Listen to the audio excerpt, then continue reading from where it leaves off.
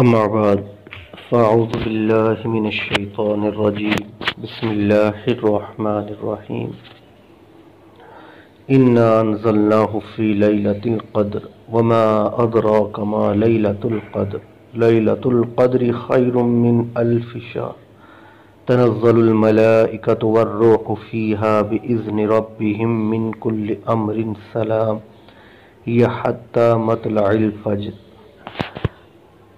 حضرت محترم، آج کی رات لیلۃ القدر کی رات ہے، اسے شب قدر بھی کہا جاتا ہے۔ اس رات کے متعلق اللہ تبارک و تعالی نے 30ویں پارے میں پوری ایک سورت قدر اتاری جو میں نے ابھی پڑھی۔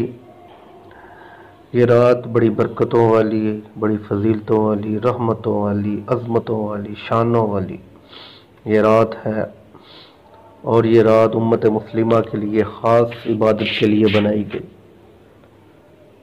اس رات کو انسان ضائع مت کر دے، سو کر اس کو کھو نہ دے، یا دنیاوی باتوں میں، دنیاوی کاموں میں رہ کر اس کو ضائع مت کرے۔ اس رات کو عبادت کرے، بڑا اس کا اجر و ثواب ہے۔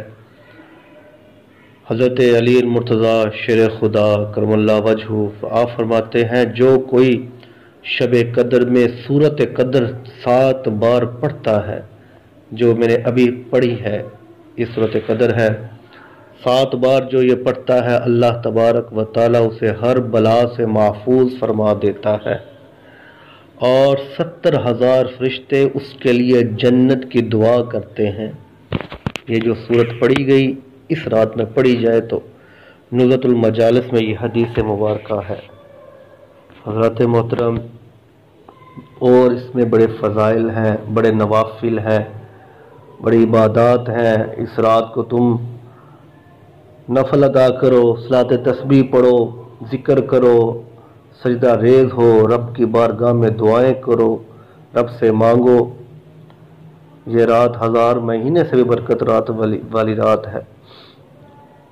شب قدر کی رات جسے کہا جاتا ہے، رمضان المبارک کی طاق راتوں میں بھی یہ جو رات ہے یہ شامل ہے، 27ویں رمضان المبارک کی رات۔ اس کی اور ایک فضیلت میں بتاتا چلوں۔ حضرت محترم، 2 رکعت اس میں نوافل ادا کریں، ہر رکعت میں الحمد شریف کے بعد سورت قدر 1 بار اور سورت اخلاص 3 بار پڑھیں۔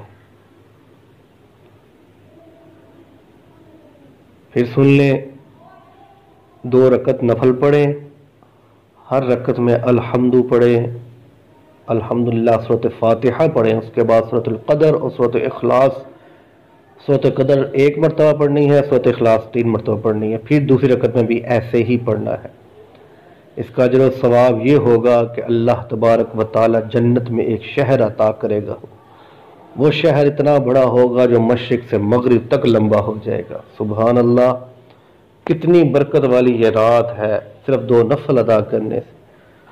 ایک اور میں بتاتا چلوں، نوافل ہے، 2 رکعت نفل ادا کریں، ہر رکعت میں الحمد کے بعد 7 مرتبہ سورت القدر پڑھیں اور 7 ہی مرتبہ سورت الاخلاص پڑھیں۔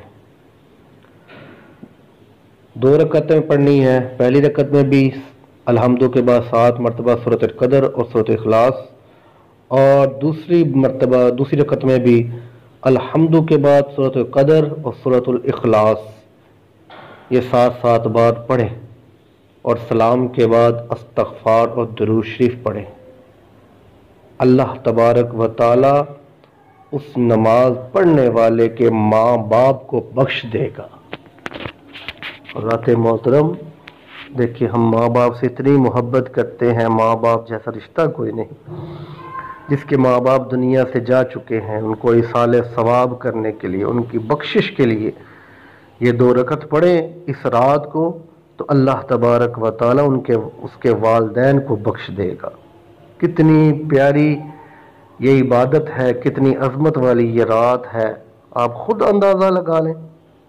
تو انسان کو چاہیے اس رات کو ضرور عبادت کرے، اس کو چھوڑ نہ دے۔ ایک اور نفل 4 رکعت کے نفل ہیں، اس کو 4 رکعت پڑھنی ہے ترتیب کے ساتھ۔ ہر رکعت میں الحمد کے بعد 3 مرتبہ سورۃ القدر اور 7 مرتبہ سورۃ الاخلاص پڑھنی ہے۔ یہ 4 رکعت کے نفل ہوتے ہیں۔ پہلی رکعت میں بھی الحمد کے بعد سورۃ القدر 3 مرتبہ اور 7 مرتبہ سورۃ الاخلاص پڑھنی ہے۔ دوسری رکعت میں بھی ایسے پڑھنی ہے، تیسری رکعت میں بھی، اور چوتھی رکعت میں بھی ایسے پڑھنی ہے۔ جب پہلی 2 رکعت میں التحیات پڑھ بیٹھنا ہے تو التحیات آپ نے پوری پڑھنی ہے، پھر کھڑے ہو کر پھر یہ جو ہے آپ نے ترتیب سے یہ پڑھنا ہے۔ اللہ تبارک و تعالی ہمیں ایسی عبادات کرنے کی توفیق عطا فرمائے، ایسی راتوں میں ہمیں قیام کرنے کی توفیق عطا فرمائے، اپنی بارگاہ میں جھکنے کی توفیق عطا فرمائے۔ جب رب کی توفیق ہوگی بندے کو تو بندہ رب کی بارگاہ میں جھکتا ہے، بندہ ارادہ کرتا ہے۔ حدیث مبارکہ میں ہے، حضور فرماتے ہیں جب بندہ ارادہ ہی کرتا ہے رب کی طرف آنے کے لیے، چلنے کے لیے، تو رب اپنے بندے کی طرف چل پڑتا ہے۔ اب بندہ ارادہ کرتا ہے تو رب بندے کی طرف چل پڑتا ہے۔ جب بندہ رب کی طرف چل پڑتا ہے تو رب بندے کی طرف دوڑ پڑتا ہے۔ تو بندہ جب رب کی طرف دوڑتا ہے تو پھر بڑے ہی عالم، ایسا عالم ہو جاتا ہے کہ بندوں کی زبان سے پھر جو بھی نکلتا ہے اللہ تبارک و تعالیٰ پورا کرتا ہے، جب بندہ رب کا ہی ہو جاتا ہے۔ تو یہ ایسی رات ہے کہ اگر تم خلوص دل سے مخلص ہو کر اس رات کو توبہ استغفار کر تو گناہوں کی معافی مانگو سچے دل سے، اور رب کی بارگاہ میں جھکنے کے لیے ہمیشہ کے لیے آپ دعا کرو کہ اللہ تبارک و تعالیٰ مجھے ہمیشہ زندگی کے لیے اپنی بارگاہ میں جھکنے کی توفیق عطا فرمائے، تو اللہ اس کو توفیق عطا کرتا ہے۔